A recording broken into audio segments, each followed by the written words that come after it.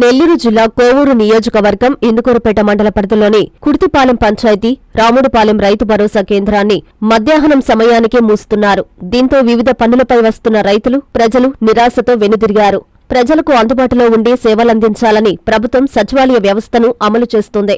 అయితే ఆయా కార్యాలయాలను పనివేళల్లో తీయకపోతే ఎలా అని ప్రజలు ప్రశ్నిస్తున్నారు.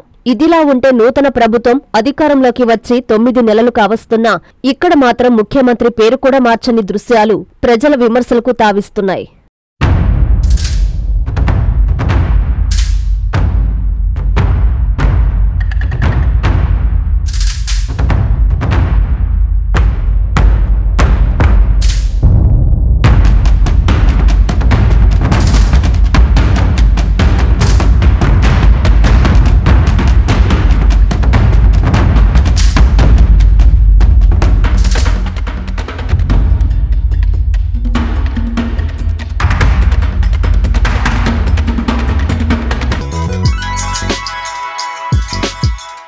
Hi Nilor, please subscribe to N3 TV.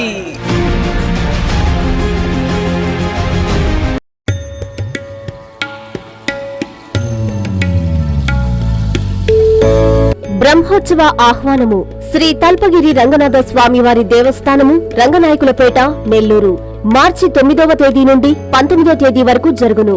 9వ తేదీ ఆదివారం అంకురార్పణ, 13వ తేదీ గురువారం పల్లకీ సేవ, హనుమంత సేవ, 14వ తేదీ శుక్రవారం బంగారు గరుడ సేవ, 15వ తేదీ శనివారం కళ్యాణోత్సవము, అక్షతారోపణ, గజవాహన సేవ, 16వ తేదీ ఆదివారం రథోత్సవము, తిరుత్తేరు, శ్రీ స్వామి అమ్మవార్లకు పుష్పాలంకారం, 17వ తేదీ సోమవారం తిరుప్పై నాందడల్, 19వ తేదీ బుధవారం ధ్వజారోహణము, 20వ తేదీ గురువారం తెప్పోత్సవము జరుగును.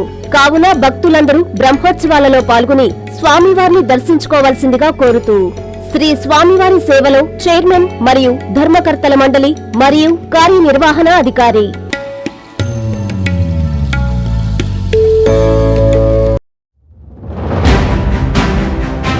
హార్దిక శుభాకాంక్షలు. బడుగు బలహీన వర్గాల నాయకుడు, నిస్వార్థ రాజకీయాలకు నిలువెత్తు రూపం, గౌరవనీయులు శ్రీ గీతా రవిచంద్ర గారు రెండోసారి ఎమ్మెల్సీగా ఎన్నికైన శుభ సందర్భంగా వారికివే మా హృదయపూర్వక శుభాకాంక్షలు. ఇట్లు ఒట్టూరు సంపతరాజు, జిల్లా యాదవ సంఘం అధ్యక్షులు, బీసీ సంఘాల రాష్ట్ర నాయకులు, టీడీపీ అధికార ప్రతినిధి.